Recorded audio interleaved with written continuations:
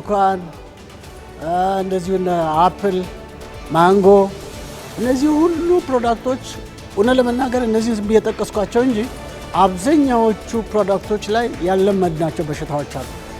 በሽታዎቹ መምጣቱ ተፈጥሯዊም ከአየር ንብረት ጋር ሊዛመድ ይችላል።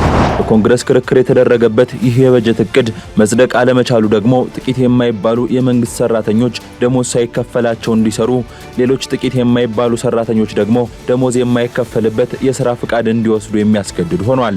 ለወትሮም ቢሆን የሐሳብ ልዩነት የማያጡት ሁለቱ ፓርቲዎች የበጀት እቅዱ እንዳይጸድቅ በማድረግ በሚል እርስ በርስ እየተካሰሱ ነው። አሜሪካ በቀጣይ ዩክሬን ልታካሂዳቸው ላቀደችው የረጅም ርቀት የአየር ላይ ጥቃቶች የደህንነት መረጃዎችን ስትሰጥሙን ሰምተዋል።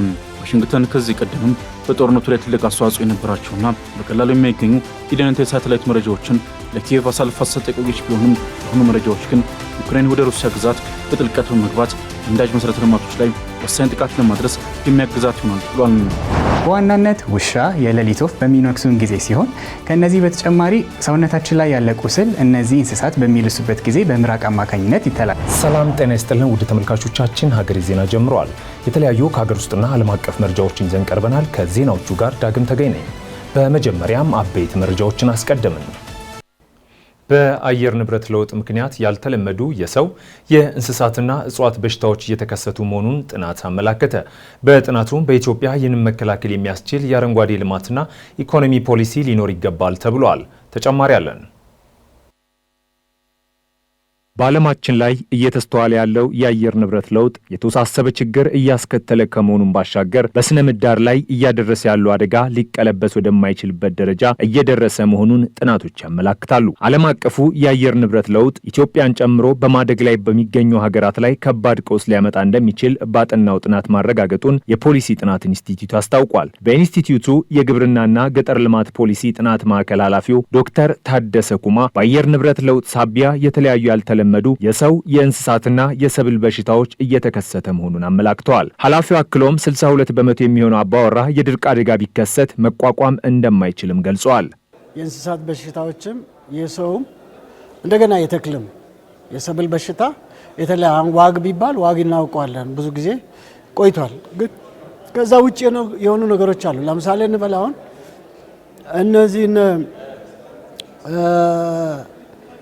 እነ ሙዝ፣ ብርቱካን፣ እንደዚሁ አፕል፣ ማንጎ እነዚህ ሁሉ ፕሮዳክቶች እውነት ለመናገር እነዚህ ዝም ብዬ ጠቀስኳቸው እንጂ አብዛኛዎቹ ፕሮዳክቶች ላይ ያለመድናቸው በሽታዎች አሉ። በሽታዎቹ መምጣቱ ተፈጥሯዊም ከአየር ንብረት ጋር ሊዛመድ ይችላል። ስለዚህ አንዱ እነዚህ በሽታዎች በሳይንስ ካልተደገፉ በጊዜ መከላከል ካልቻል አደጋ ውስጥ መሆናችን ነው የሚያሳዩ። ብዙዎቹ ለምሳሌ የበቆሎ ብትወስድ የበቆሎ ላይ አሁን የምናየው በሀገር ስም የተጠቀሰ ነው። የሀገር ስም መጥቀሱ ጥሩም አይሆንም። እነዛ የተለመደ አይደለም። ስለዚህ እነዚህ ሁሉ ከአየር ንብረት መዛባት ጋር ከሙቀት መጨመር ጋር ፈርታይል ስለሚሆን በዛ የመጡ ናቸው። የአየር ንብረት ለውጥን ለመቀልበስ የሚያስችል ኢኮኖሚ ሊኖረን ይገባል የሚሉት ደግሞ የፖሊሲ ጥናት ኢንስቲትዩት ዋና ዳይሬክተር ፍቃዱ ጸጋ ናቸው። ሀገራት በተለያየ ምክንያት የአየር ንብረት ለውጥ ሲገጥማቸው የመሬት መንሸራተትና መሰል አስከፊ ቀውስ የሚገጥማቸው በመሆኑ ይህንን መቀልበስ የሚያስችል ኢኮኖሚ እንዲሁም አረንጓዴ ልማት ላይ መሰማራት አስፈላጊ ነው ብለዋል። የአየር ንብረት ለውጥን የሚቋቋም ኢኮኖሚ ለመገንባት ነው ሁልጊዜ የምናስበውና ምንም ጥያቄ የሌለው ተስፋ ሰጪ የሆኑ እርምጃዎች አሉን። በእያንዳንዱ ሴክተር ላይ ከአየር ንብረት ለውጥ አንጻር ስራዎች የሚሰራበት ያው ለአንድ ዘርፍ የሚተው እንዳልሆነ ይታወቃል እና አሁንም እርምጃዎች፣ ፕሮግራሞች ባሉባቸው ቦታዎች የተሻሻሉ ነገሮች መኖራቸውን ማየት ይችላል። ግን የሚያዘናጋ እንዳልሆነ የሚያኮራራ እንዳልሆነ ገና ብዙ መስራት እንዳለብን የሚያሳዩ ግኝቶች አሉ። ድርቅ የሚያስቸግራቸው ቦታዎች አሉን። የመሬት መንሸራተት፣ አንዳንድ ያልተጠበቁ ጎርፎች አሉ። ስራዎቹ ምንም ጥያቄ የሌለው ከጊዜ ወደ ጊዜ በተለይ በአረንጓዴ አሻራ ኢኒሼቲቫችን ውስጥ በጣም ትርጉም ያለው መልሶ የተራቆቱ ቦታዎችን የማልማት ስራ ሰርተናል። ከ40 ቢሊዮን በላይ ችግኞች ተተክሏል። እንደሚታወቀው ይሄ ያበረከተው ነገር አለ። ግን አሁንም የእጅ ፍሬኑን ከዚህ ሁኔታ ላይ ማንሳት እንደማይቻል በደንብ ለአየር ንብረት ለውጥ ሁልጊዜ ሴንሲቲቭ መሆን እንዳለብን የሚያሳዩ ግኝቶች ተገኝተዋል። የፖሊሲ ጥናት ኢንስቲትዩቱ በ40 ወረዳዎች ውስጥ 2000 አባወራዎችን በማነጋገር የሰራውን ጥናት ይፋ አድርጓል። የቅዱስ ጴጥሮስ ሆስፒታል ከጤና ሚኒስቴርና ከቼክ ሪፐብሊክ መንግስት በተገኘ ድጋፍ የኦክሲጂን ማምረቻ ወደ ስራ ማስገባት መቻሉን አስታወቀ። ይህ ማምረቻም የተቋሙን 60 በመቶ የኦክሲጂን ፍላጎት እንዲሸፍን ያስችለዋል ነው የተባለው። ኃይለ ገብርኤል ታደሰ ተጨማሪውን አዘጋጅቶታል። የቅዱስ ጴጥሮስ ሆስፒታል ከሳምባ ጋር ተያያዥነት ያላቸው ሕክምናዎችን በዋናነት የሚሰጥ ተቋም ነው። በዚህ መሰረት በተቋሙ ታካሚዎች በዋናነት ኦክሲጅን በስፋት ያስፈልጋቸዋል። ለዚህም ኦክሲጅንን ከውጭ ከመግዛት ባለፈ በራሱ አቅም ማምረት የሚችልበት ደረጃ ላይ እንደሚገኝ ተገልጿል። የቅዱስ ጴጥሮስ ሆስፒታል ዋና ስራ አስፈጻሚ ዶክተር አብርሃም እሸቱ ከጤና ሚኒስቴርና ከቼክ ሪፐብሊክ መንግስት በተገኘ ድጋፍ ያላቸውን አቅም ማጠናከር የሚችል የኦክሲጅን ማምረቻ ወደ ስራ ማስገባት መቻላቸውን ገልጸው በዚህም የተቋሙን የኦክሲጅን ፍላጎት 60 በመቶ ገደማውን እንዲሸፍን እንዳስቻላቸው ተናግረዋል። ይሄ ማምረቻ ቅድም እንዳልኩ 50 በመቶ የነበረውን ብክነት ቀንሶልናል። ይሄኛውን ደግሞ በመጠቀማችን የኦክሲጅን ፍላጎታችን ላይ ወደ 60 በመቶ የሚሆነውን በፕላንቱ መሸፈን ችለናል። ይህን ምን ማለት ነው የሚለውን ለመነጋገር ያህል አንደኛ ኦክሲጅን ሳይቆራረጥ ለታካሚዎቻችን እንዲደርሱ ያስችላል። ሁለተኛ የኦክሲጅን ሲሊንደሮቹ ከቦታ ቦታ የሚንቀሳቀሱትን ያስቀራል። ሶስተኛ እንግዲህ ይሄ ጥራቱን የጠበቀ ነው ኦክሲጅን የሚያቀርበው እስከ 95 በመቶ ፒውር የሆነ ኦክሲጅን ነው እያቀረበልን ያለው። ከዛ በዘለለ መልኩ እንግዲህ የሆስፒታልን ወጪ ከመቆጠብም አንጻር ሲግኒፊካንት ኢፌክት አለው። ስለዚህ 40 በመቶ አካባቢ ያህሉን ብቻ ነው አሁን ላይ እየገዛን ያለ ነው። 60 በመቶ በማሽኑ የሚሸፈን ነው ማለት ነው። ይህንኑ የምርት ሂደት ከማካሄድ አንጻር ለባለሙያዎች ስልጠናዎችን በመስጠት የማብቃት ስራዎች መሰራታቸውን የሚገልጹት ዶክተር አብርሃም አሁን ላይ 9 ያህል ባለሙያዎች መኖራቸውን ተናግረዋል። ከዚህ በተጨማሪም ማምረቻው ከተደራሽነት አንጻር ያሉበትን ችግሮች መፍታት የሚያስችለው መሆኑንም አክለዋል። አሁን ላይ ወደ 9 የባዮሜዲካል ባለሙያዎች አሉ። በስልጠና ደረጃም ስለዚህ ስለ ኦክሲጅን ሲሊንደሩና ስለ ኦክሲጅን ማሽኑ አጠቃቀም በቂ ስልጠና እንዲያገኙ አድርገናል። የተበላሸም ካለ የመጠገን አቅም እንዲኖራቸው የወርክሾፕ አቅማችንን የማስፋት ስራዎች ተሰርተዋል። ስለዚህ ከዛ አንጻር ባለሙያዎቻችንን የማብቃት ስራ ተሰርቷል። ቅድም እንዳነሳው ባለሙያዎቻችንን ማብቃት ብቻ ሳይሆን ግን ተደራሽነት አንጻርም ይሹ ነበረው። ከአንድ ቦታ አንድ ቦታ ኦክሲጅን ማመላለሱ በፍጥነት አገልግሎት ለሚፈልገው ታካሚ በፍጥነት ከማድረስ አንጻር ኢሹዎች ነበሩት። አሁን ግን ይሄ በሚሆንበት ጊዜ ብዙ ችግሮች አይገጥመንም። በግዢ በሚሆን ጊዜ በትራንስፖርት በተለያየ ምክንያት ኦክሲጅኖች ላይ ቀርቡ ይችላሉ። ስለዚህ ከዛ አንጻር የኦክሲጅን አቅርቦትን ሳይቆራረጥ ከመስጠት አንጻርም ትልቅ ጥቅም አለው። በዛ ምክንያት የሚመጣ ጉዳትን፣ ሞትን ይቀንሳል። አሁን ላይ እስከ 10 ሲሊንደር ድረስ በቀን የሚያመርትና በሙሉ አቅሙ ወደ ስራ እንዲገባ ሲደረግ ከ60 እስከ 70 ሲሊንደር ድረስ የማምረት አቅም እንዳለው ዶክተር አብርሃም ተናግረዋል። ይህንን አገልግሎት ማስጀመሩ በስሩ የሚገኙ ጤና ጣቢያዎችንም ጭምር መድረስ የሚያስችላቸው ማምረቻ መሆኑንም ጨምረው ገልጸዋል። የአሜሪካ ኮንግረስ የሀገሪቱን በጀት ማጽደቅ ባለመቻሉ በርካታ የመንግስት ሰራተኞች ከስራ ውጭ ሆነዋል። ፕሬዚዳንት ዶናልድ ትራምፕ ለተፈጠረው ችግር ዲሞክራቶች ኃላፊነት ይወስዳሉ ያሉ ሲሆን በርካታ የመንግስት ሰራተኞች ከስራ ሊሰናበቱ እንደሚችሉም ዝተዋል። እሱ ባለው ጋሻው በመካከለኛው ምስራቅ እስራኤልና ሐማስን በአውሮፓ ደግሞ ሩሲያና ዩክሬንን ለማሸማገል ብሎም ሰላም ለማስፈን ጥረት ሲያደርጉ የከረሙት የአሜሪካው ፕሬዝዳንት ዶናልድ ትራምፕ አሁን ደግሞ ትልቅ የቤት ስራ ተጋርጦባቸዋል። በእልህ አስጨራሹ ፕሬዝዳንታዊ ምርጫ የዴሞክራቷን እጩ ካማላ ሃሪስን ያሸነፉት ትራምፕ በሀገሪቱ ኮንግረስ በዴሞክራቶችና ሪፐብሊካን መካከል የተፈጠረው የሐሳብ ልዩነት ያቀረቡት የበጀት እቅድ እንዳይጸድቅ አድርጓል። በኮንግረስ ክርክር የተደረገበት ይህ የበጀት እቅድ መጽደቅ አለመቻሉ ደግሞ ጥቂት የማይባሉ የመንግስት ሰራተኞች ደሞዝ ሳይከፈላቸው እንዲሰሩ፣ ሌሎች ጥቂት የማይባሉ ሰራተኞች ደግሞ ደሞዝ የማይከፈልበት የሥራ ፍቃድ እንዲወስዱ የሚያስገድድ ሆኗል።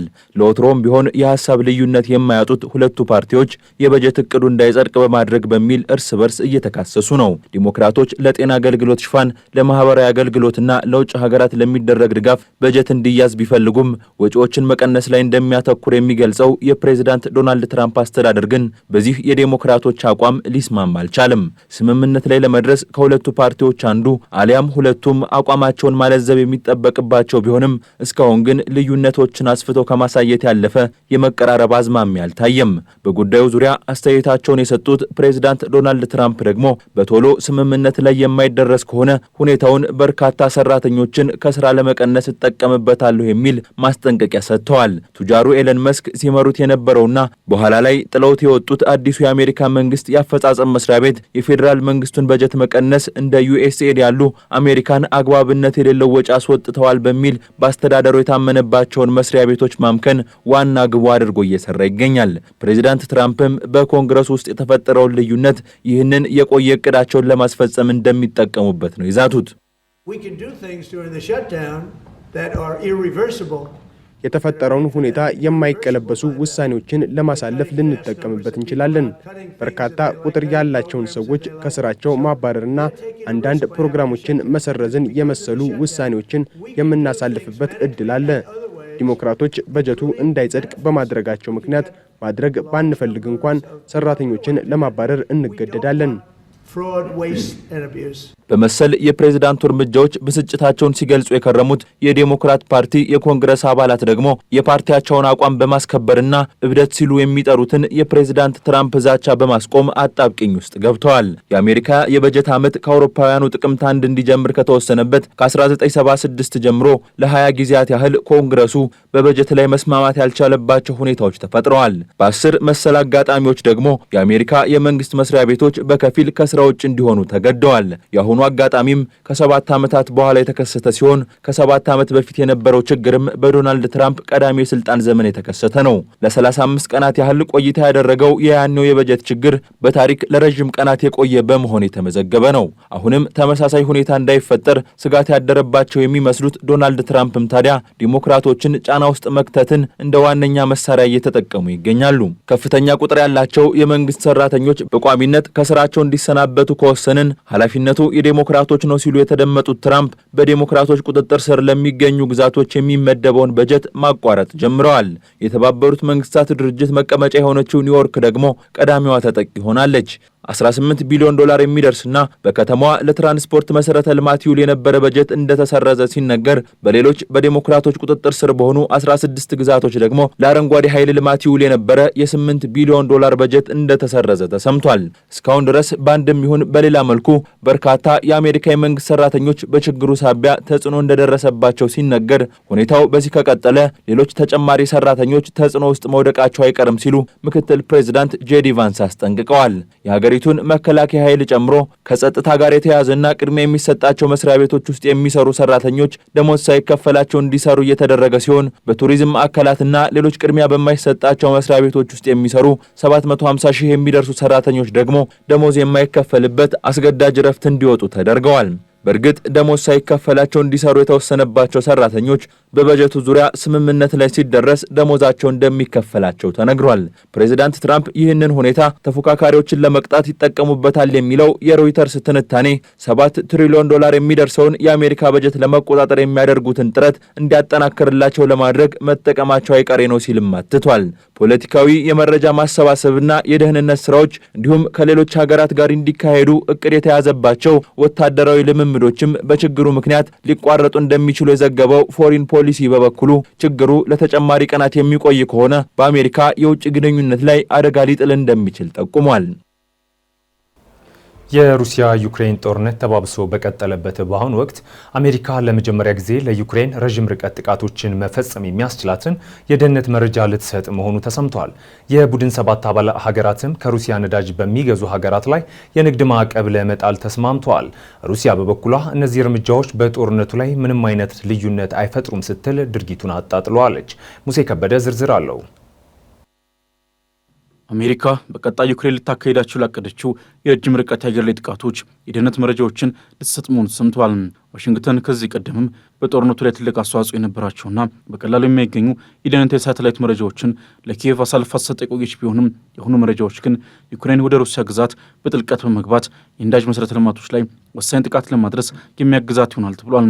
በዎል ስትሪት ጆርናል የሰፈረው ዘገባ ከሆነ አሜሪካ ለመጀመሪያ ጊዜ ነው ዩክሬን በሩሲያ ኢነርጂ ዘርፍ ኢላማዎች ላይ ጥቃት እንድታደርስ የደህንነት መረጃ ልትሰጥ የተቃረበችው። የደህንነት መረጃዎቹ ግዙፍ የሩሲያ የነዳጅ ማብሊያና ማጣሪያ ኢንዱስትሪዎች እስከ አውሮፓ ሀገራት ድረስ ዘረጉ ረጃጅም የነዳጅ ማስተላለፊያ መስመሮች፣ ትላልቅ የኤሌክትሪክ ኃይል ማከፋፊያና ማሰራጫ ጣቢያዎች እንዲሁም የነዳጅ ማከማቻ ዲፖችና ተሽከርካሪዎች የሚገኙባቸውን ስፍራዎችና አቅጣጫዎች በቀላሉ የሚያመላክቱ ስለመሆኑ ሰምተዋል። የሩሲያና ዩክሬን ጦርነት የአሜሪካው ልዩ መልእክተኛ ኬት ኬሎግ ዩክሬን ወደ ሩሲያ ግዛቶች ጠልቃ በመግባት የረጅም ርቀት ጥቃቶችን ማድረስ ስላለች የጣልነው ማዕቀብ ገደብ የለም ማለታቸው ይታወሳል። ታዲያ አሜሪካ እነዚህን የደህንነት መረጃዎች ለኪየቭ አሳልፋ የምትሰጥ ከሆነ የዩክሬን ጦር በሩሲያ ላይ በቀላሉ ጥቃት ለማድረስ የሚያስችለው ሲሆን እንዲመሰለው ድርጊት ቀይ መስመር ማለፍ ነው ስትል የነበረችውን ሩሲያና አሜሪካንንም ፊት ለፊት የሚያፋጥጥ ይሆናል ተብሏል።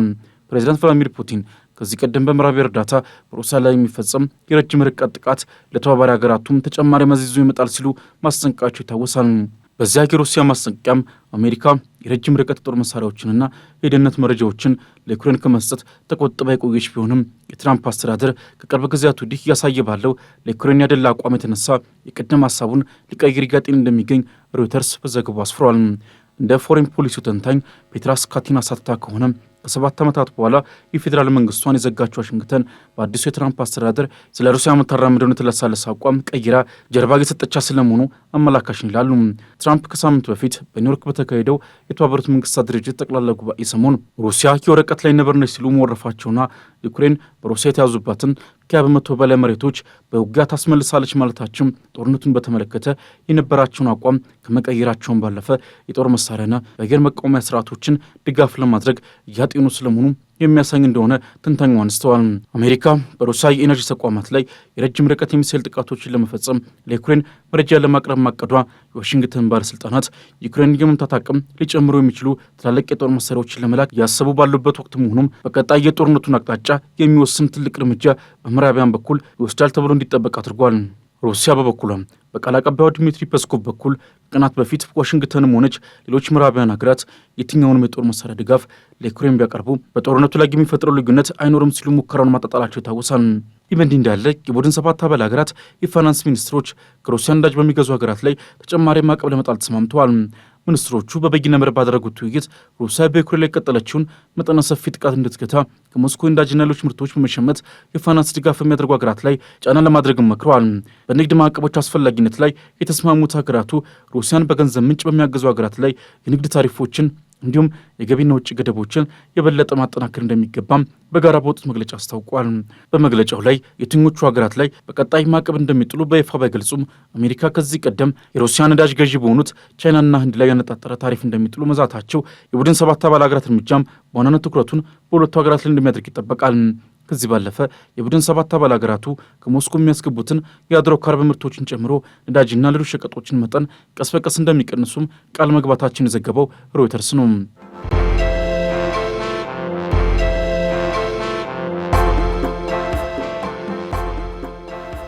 ውድ ተመልካቾቻችን ሀገሬ ዜና እንደቀጠለ ነው። አጫጭር ወዳልናቸው መረጃዎች አለፍን። ጠቅላይ ሚኒስትር አብይ አህመድ ለ2 ፕሮጀክቶች የመሰረተ ድንጋይ አስቀምጠዋል። የኢትዮጵያ ኢንቨስትመንት ሆልዲንግ ከዳንጎቴ ግሩፕ ጋር በመተባበር የሚገነባው የዩሪያ ማዳበሪያ ፋብሪካና በጎልደን ኮንኮርድ ግሩፕ የሚገነባው የጎዴ ነዳጅ ማጣሪያ ፋብሪካ መሰረተ ድንጋይ የተቀመጠላቸው ፕሮጀክቶች ናቸው። የጎዴ ነዳጅ ማጣሪያ ከሂላል የነዳጅ ስፍራ ድፍድፍ ነዳጅ በማውጣት በማጣራትና በማጠራቀም በዓመት 3.5 ሚሊዮን ቶን የማምረት አቅም እንዳለው ተገልጿል። በሌላ በኩል የማዳበሪያ ፋብሪካው ከካሉብ የጋዝ ስፍራ ጋዝ በማውጣትና 108 ኪሎ ሜትር የማጓጓዣ ቱቦ በመጠቀም በዓመት 3 ሚሊዮን ቶን አምርቶ ያቀርባል ነው የተባለው።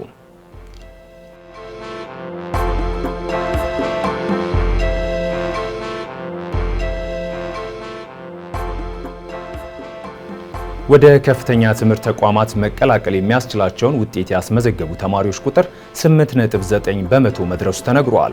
የፈተና ውጤታቸው በመቶኛ 49.5 በመቶና ከዚያ በላይ የሆነ እንዲሁም የፊዚክስ ውጤት ወደ መቶኛ ያልተቀየረላቸውና ወደ መቶኛ ሲቀየር በነጥብ ቤት የነበሩ ቁጥሮች ያልተደመረላቸው ተማሪዎች ውጤታቸው እንደተስተካከለ የትምህርት ምዘናና ፈተናዎች አገልግሎት አስታውቋል። በመሆኑም በአጠቃላይ ተጨማሪ 3350 ተጨማሪ ተማሪዎች ዝቅተኛውን የማለፊያ ውጤት ማስመዝገብ ችለዋል ነው የተባለው። በዚሁ መሰረት የ2017 ትምህርት ዘመን ላይ 50 ከመቶና በላይ ያመጡ አጠቃላይ ተፈታኞች 52279 ሆኖ የተመዘገቡ ሲሆን በአጠቃላይ በመቶኛ ሲገለጽ ወደ 8.9 በመቶ ሆኖ ተመዝግቧል ተብሏል።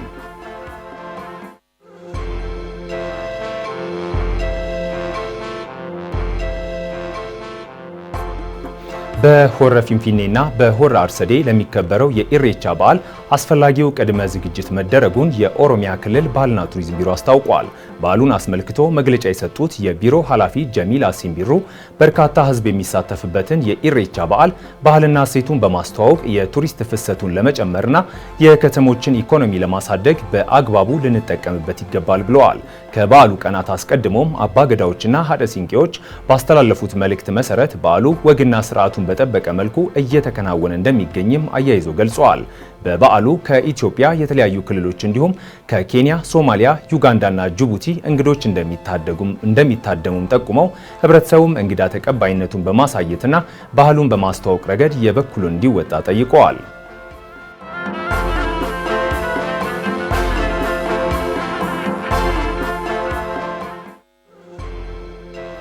ከሀገር ማዶ ያገኘናቸው መረጃዎች አለፍን። በዲሞክራቲክ ሪፐብሊክ ኦፍ ኮንጎ ተከስቶ የነበረው የኢቦላ ወረርሽኝ መቀነሱን የሀገሪቱ የጤና ባለስልጣናት አስታውቀዋል። የወረርሽኙ ምልክትም እየቀነሰ መምጣቱ ተገልጿል። ባሳለፍነው ሳምንት አዳዲስ የተያዙ ሰዎችና ተጨማሪ የሟቾች ቁጥር ተመዝግቦ የነበረ ቢሆንም በዚህ ሳምንት የተያዘው ሰው ቁጥር መቀነሱን ይፋ አድርገዋል። የዓለም ጤና ድርጅት ወረርሽኙ ከጀመረበት ጊዜ ጀምሮ 3 የጤና ባለሙያዎችን ጨምሮ 42 ሰዎች መሞታቸውን ሪፖርት አድርጓል። በሀገሪቱ በሺዎች የሚቆጠሩ ሰዎች ክትባት ማግኘታቸው የተነገረ ሲሆን አሁንም ቢሆን ወረርሽኙ እንዳይስፋፋ ጥንቃቄ መደረግ እንዳለበት ባለስልጣናቱ አሳስበዋል።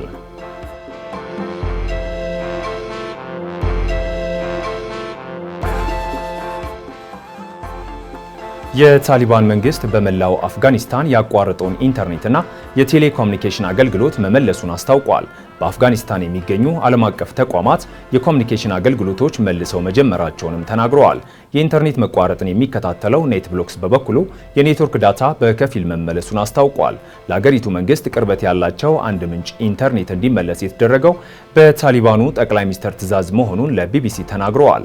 የግንኙነት መስመሮች መቋረጥ የንግድ ስራዎችና በረራዎች እንዲስተጓጎሉም አድርጓል። ነዋሪዎች የአደጋ ጊዜ አገልግሎቶችን የሚያገኙበትን መንገድ መገደቡ ተገልጿል። የአገልግሎት መቋረጡ የታሊባን ቡድን በ2021 ወደ ስልጣን ከተመለሰ ወዲህ መብታቸው እጅጉን የተሸረሸረባቸው የአፍጋኒስታን ሴቶች ይበልጡኑ እንዲገለሉ ያደርጋል የሚል ፍርሃትን ፈጥሮ እንደነበር ቢቢሲ ዘግቧል።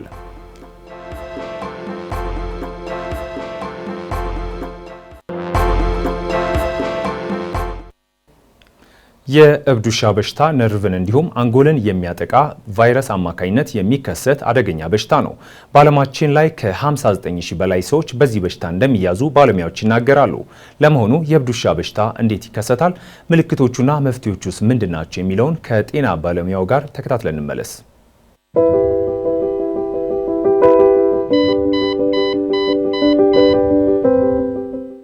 ጤና ይስጥልኝ። የእብድ ውሻ በሽታ በዓለማችን ላይ ከ59000 በላይ ሰዎችን በየዓመቱ ይገላል። ለመሆኑ የእብድ ውሻ በሽታ ወይም ሬቢስ እንዴት ይከሰታል? ዶክተር ቢኒያም ፍስሐ ነኝ። አብራችሁን ቆዩ። ሬቢስ አንጎልን እና ነርቭን የሚያጠቃ በቫይረስ የሚከሰት አደገኛ በሽታ ነው። የሚተላለፈው በሬቢስ ቫይረስ የተለከፈ እንስሳ በዋናነት ውሻ፣ የሌሊት ወፍ በሚነክሱን ጊዜ ሲሆን ከነዚህ በተጨማሪ ሰውነታችን ላይ ያለ ቁስል እነዚህ እንስሳት በሚልሱበት ጊዜ በምራቅ አማካኝነት ይተላለፋል። ልጆች አብዛኛውን ጊዜ ከእንስሳት ጋር ስለሚጫወቱ እንዲሁም መነከሳቸው ላይናገሩ ስለሚችሉ ለሬቢስ የተጋለጡ ናቸው። የሬቢስ ወይም የእብድ ውሻ በሽታ ምልክቶች ምንድን ናቸው? ትኩሳት፣ ራስ ምታት፣ ድካም፣ በንክሻ ቦታ ላይ ህመም ወይም እብጠት ቀድሞ የሚታዩ ምልክቶች ሲሆኑ በሽታው የገፋ ሲሄድ የውሃ ፍራቻ፣ ግራ መጋባት፣ ከወትሮ በተለየ ሁኔታ የኃይለኝነት እንዲሁም መናደድ፣ ራስን መሳት ይከሰታል። ታዲያ እነዚህ ምልክቶች መታየት ከጀመሩ ሬቢስ መታከም አይችልም። ይህ ማለት ለሞት ይዳርጋል። ስለዚህ ምልክቶች ከመጀመራቸው በፊት ሕክምና መደረግ ይኖርበታል። ከንክሻ በኋላ አንድ ሰው ምን ማድረግ አለበት? ቁስሉን ወዲያውኑ ከ10 እስከ 15 ደቂቃ ያክል በሳሙናና በንጹህ ውሃ ማጠብ። ሁለተኛ፣ ወደ ሕክምና ተቋም በመሄድ የሬቢስ በሽታን ለመከላከል የሚሰጠውን ክትባት መከተብ ይኖርበታል።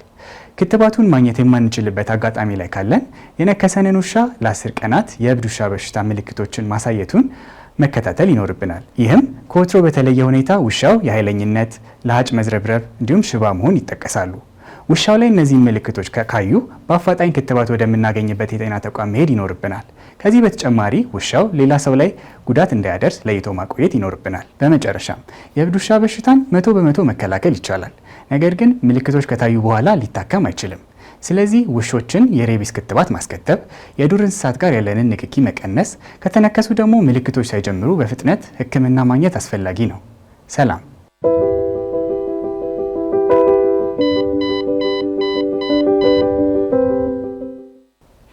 የኤሌክትሪክ መኪኖች ላይ ከሚነሱ ጥያቄዎች መካከል መኪኖቹ ከመሬት ያላቸው ከፍታ አንዱ ነው።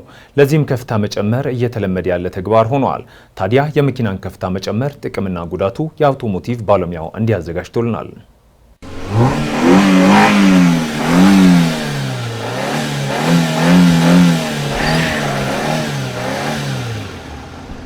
ሰላም እንደምናላችሁ ውድ ተመልካቾቻችን፣ በዝግጅታችን አሁን በተለይ የኤሌክትሪክ መኪኖች ላይ እየተለመደ የሚገኘውን የመኪና ከፍታ መጨመር ጥቅምና ጉዳቶቹን እናያለን። ከመረጃዎቹ ጋር አብራችሁን ቆዩ። የአውቶሞቲቭ ባለሙያ አዶንያ ብርሃኔ፣ መልካም ቆይታ።